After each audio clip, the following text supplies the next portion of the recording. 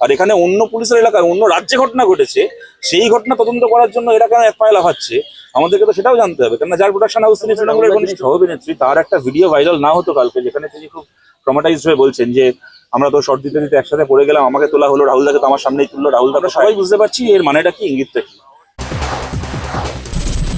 এবং একটা কথা বলছি, রাহুলদা এটা আমাদের বন্ধু ছিল, আমাদের দলের খুব কাছের ছিল, সেই কারণে নয়, এটা যে কোনো মানুষের ক্ষেত্রে এটা সত্যি। দেখো কালকে ঘটনাটা ঘটার পরে আমরা প্রথম কি শুনলাম, প্রথম বলা হলো নাকি সেই ইউনিটের পক্ষ থেকে বলা হলো নাকি শুট শেষ করে ইউনিট নাকি কলকাতায় ফিরে এসেছিল, তারপরে রাহুলদা নাকি তার একজন সহকর্মীর সাথে নাকি ওখানে থেকে গেছিল, নাকি জলে নামতে গিয়ে নাকি দুর্ঘটনাটা ঘটে।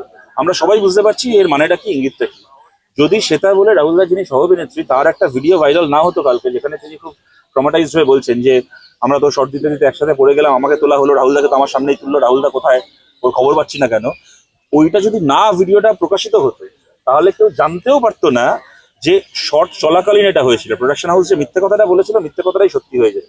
এবং এই যে একটা মিথ্যে কথা বলা যে আমরা ফিরে এসেছিলাম একজন সহকর্মীকে নিয়ে, মহিলা একজন সহ অভিনেত্রীকে নিয়ে, রাহুল ওখানে থেকে গেছিল এবং ও ওখানে নিজের মতো করে সমুদ্রে নেমেছিল, এইটা বলার ইঙ্গিতটা, এটার মানেটা কি দাঁড়াচ্ছে আমরা সবাই বুঝতে পারি। এইটা আবার মানে কি বলবো, স্নোবল্ড হতে হতে কথার পিঠে কথা জুড়তে জুড়তে কি কি ধরনের নোংরামি তৈরি হতো আমরা সবাই বুঝতে পারছি। মানে আমার একটা ক্রিমিনাল নেগলিজেন্সের জন্য, আমার একটা অপরাধী সুলভ গাফিলতির জন্য একজন মানুষের প্রাণ চলে গেল, তারপর নিজের অপরাধ থেকে ঢাকার জন্য যার প্রাণটা চলে গেল, তাকে নিয়ে যদি আমি এরকম একটা মিথ্যে কথা রটিয়ে দিতে পারি, তাহলে মানে এইটা করে তাদের পার পাওয়া উচিত কিনা এটা কিন্তু ভেবে দেখতে হবে। এবং আমরা এটাও, আমি জানি না এটা ঠিক কিনা, এখানেই শুনছিলাম নাকি দীঘা কোস্টাল পুলিশ নাকি তদন্তভার হাতে নিতে চায় বা নিচ্ছে ইত্যাদি ইত্যাদি, কিন্তু ঘটনাটা তো ঘটেছে উড়িষ্যায়, আমরা যতদূর জানি। দীঘা পুলিশের এলাকায়, পশ্চিমবঙ্গ পুলিশের এলাকায় কোনো ঘটনা ঘটলে কেউ যদি থানায় যায় যে আমার বাড়িতে ডাকাতি হয়েছে, সিন্ডিকেট বাহিনী তোলাবাজির জন্য আমার বাড়িতে এসে টাকা চাইছে, কোনো মহিলা গিয়ে শ্লীলতাহানির অভিযোগ করে, পুলিশের নিজের এলাকায় কোনো ঘটনা ঘটলে পুলিশকে দায়িত্ব নিতে দেখা যায় না।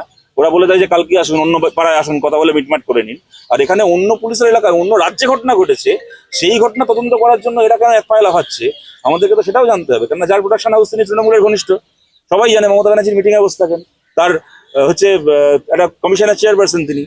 সুতরাং এখানে 2 2 4 2 6 হচ্ছে কিনা সেটাও তো জানতে হবে।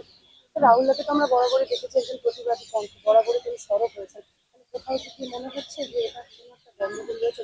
না, আমি দেখো সেটা বলতে চাই না। এইটার জন্য রাহুলদার 100 বার, রাহুলদার রাজনৈতিকভাবে কতটা ভোকাল ছিল, কতটা আপরাইট ছিল, ও অনেকে ভয় পেয়ে গেছে, অনেকে বিক্রি হয়ে গেছে, কিন্তু যারা ভয় পায়নি বাংলা অভিনয় জগতে, থিয়েটার জগতে যারা ভয় পায়নি, তাদের মধ্যে রাহুলদা অন্যতম, এটা সবাই জানে। কিন্তু তার মানে রাহুলদাকে ইচ্ছে করে মেরে ফেলা হয়েছে এটা আমি বলতে চাই না, এটা আমি মনেও করি না, আমরা কেউ এটা মনে করি না। কিন্তু এই মৃত্যুর পেছনে যদি কারোর গাফিলতি দায়ী হয়ে থাকে, যেটা ইতিমধ্যে আমরা জানতে পেরেছি যে পুলিশ জানিয়েছে যে তারা পুলিশের কাছ থেকে কোনো পারমিশন নেয়নি, পুলিশের কাছ থেকে পারমিশন না নিয়ে শুট করা হচ্ছিল, মানে বোঝাই যাচ্ছে সমুদ্রে শুট করার জন্য। আমরা জানি জলের মধ্যে শুট হলে একটা আগুনের দৃশ্য যদি কোথাও থাকে, কাঁচ ভেঙে কাউকে চলে যেতে হবে, একটা বাড়ির ছাদ থেকে ঝাঁপ দিতে হবে, এই ধরনের হ্যাজার্ডাস শুট যখন থাকে তার কতগুলো প্রোটোকল থাকে, এই রেস্কিউ টিম থাকতে হবে, এই থাকতে হবে, না থাকতে হবে।